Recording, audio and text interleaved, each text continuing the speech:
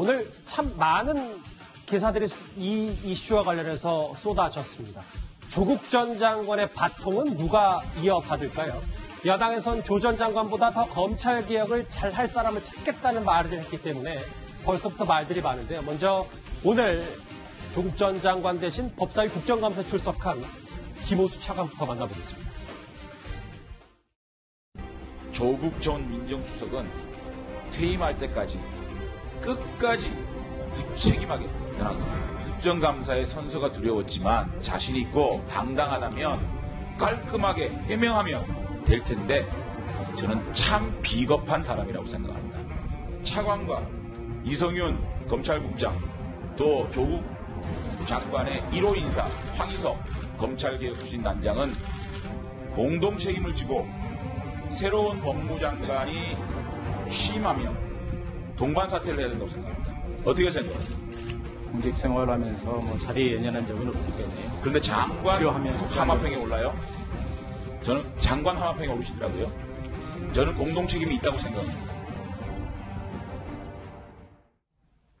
지금 어제도 한 보도를 보면 김호수 차관이 법무부 장관 이어받는 거 아니냐라는 얘기가 있었는데 오늘 저 법사위 국정감사에서 화면을 한번 같이 보실까요? 이런 얘기를 했어요. 연연한 적 없다. 필요하면 동반 사퇴하겠다. 그렇게 얘기를 했는데 지금 사실은 법무부 장관을 임명하는 게 상당히 어려운 부분이 있어요. 지금 상황에서 지명하거나. 왜냐면 전국 자체가 만약에 지금 그 사법개혁 법안들을 처리하려고 더불어민주당이 추진을 하고 있잖아요. 이런 상황에서 청문회가 다시 시작된다고 한번 가정을 해보세요. 그럼 전국이 청문회 정도로 또 넘어가게 됩니다. 그렇게 되면 야당은 엄청나게 공격하는 포인트를 잡게 될 거니까 제가 볼 때는 어찌 보면 대행체도로 좀 더 오래 갈 가능성도 충분히 있다고 저는 봐요. 지금 당장 법무부장을 지명하는 그렇게 급한 일은 아니라고 저는 보고 김호수 차관한테 장제원 의원이 물러나라고 하는데 무슨 공동 책임을 지라는지 잘 모르겠어요. 저는. 왜냐하면 조국 장관이 물러나게 된 가장 큰 이유는 본인의 가족과 관련해서 여러 가지 문제가 발생했고 그것이 아직까지는 법적으로 어떤 문제가 있는지 없는지 확인된 건 없습니다만 그럼에도 불구하고 사회적으로 논란이 돼서 그걸 본인이 청와대나 아니면 여권에 부담이 된다고 생각해서 본인이 물러난 거잖아요. 실제적으로 업무를 추진하는 과정에서 크게 문제가 있어서 그게 논란이 됐던 것보다는 개인적인 일과 관계된 부분인데 그걸 김호수 차관한테 같이 공동 책임을 져라? 그거하고는 특별히 저는 관계가 없다고 생각해요. 그런 상황에서 본다고 하면 김호수 차관한테 물러나라고 하는 것은 지금 현재로 제가 볼 때는 타당한 주장은 아니라고 생각합니다. 근데 지금 만약에 이현정 의원님 화면에 바로 나오네요. 김호수 법무부 장관 직무 대리를 이어받고 진짜 장관이 된다면 윤석열 총장과의 관계는 어떻게 돼요? 원래 이 기수 차이가 어떻게 됩니까?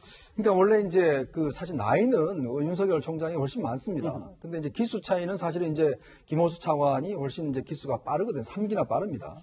그래서 이제 여러 가지 지금 장관 물망에 오르는데 제가 좀 최근에 듣기로는 최근에 여러 가지 이제 법무장관의 인사평이 나오잖아요.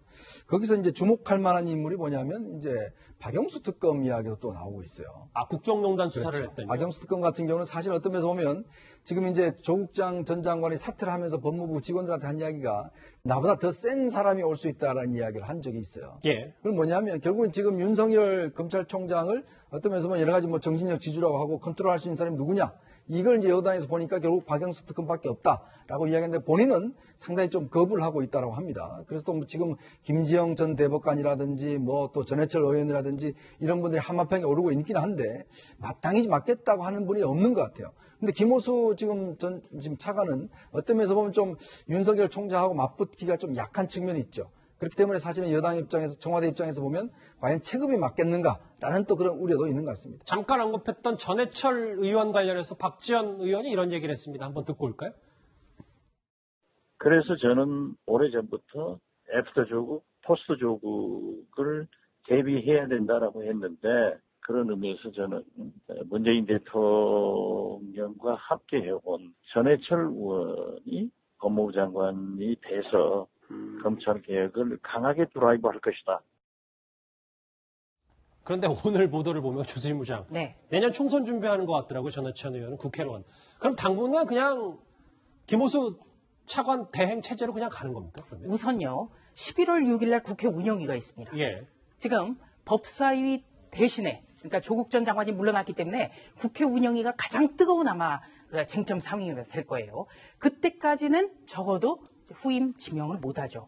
당분간 김호수 차관 체제로 갈 수밖에 없는데 안정을 선택한다면 김호수 차관으로 장관을 하겠지만 이 정부에서 가장 주안점을 두는 게 이른바 문재인식 검찰개혁이에요. 이른바 문재인식 검찰개혁은 윤석열 검찰총장을 강하게 그립을 잡을 수 있는 사람이 되겠죠. 그렇다고 본다면 김호수 차관은 약합니다. 그리고 지난번에 윤석열 검찰총장이 지휘를 받지 않는 특별수사단을 구성하자 이런 제안을 했기 때문에 상처도 많이 났습니다. 그렇다면 누구냐? 제가 어제 오후부터 들은 사람이 바로 전해철 의원입니다. 왜냐? 전해철 의원은 민정수석하고 또 민정비서관을 했습니다.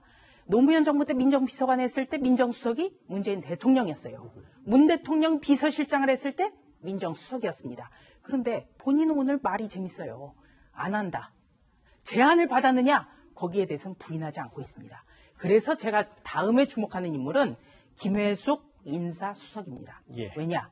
노무현 정부 때 강금실 법무부 장관 정도의 효과를 낼 수 있는 비검찰 출신, 그러면서도 문재인 대통령과 가까운 사람, 이런 사람을 아마 찾을 것 같습니다. 조국 전 장관의 바통을 누가 이어받을 것이냐라는 얘기, 조국 전 장관 관련된 이슈 마지막에 한번 저희가 짚어봤습니다.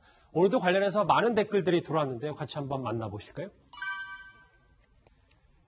정경심 구속영장, 정경심 교수 구속영장 청구해라. 아까 화면에도 나왔지만 김경숙 이대 교수도 구속이 됐었다. 또 다른 의견 보겠습니다. 사람이 아픈데 악플다는 사람들 참 너무하네요. 정경심 교수의 뇌 종양 진단에 대해서 너무 무리한 수사 아니냐라는 비판도 있습니다. 조국 독립운동 하다가 물러났나요? 무슨 비장한 영상만. 아까 조수인 부장과 같은 얘기를 또 댓글로 달아주시고요.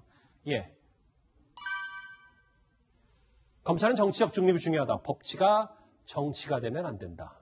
맞습니다. 마지막 댓글인가요? 조국 전 장관 진짜 멘탈 갑이다. 어떻게 바로 서울대 교수 복직을 신청할 수 있을까라는 비난, 조 전 장관에 대한 비판 댓글까지 마지막으로 만나봤습니다.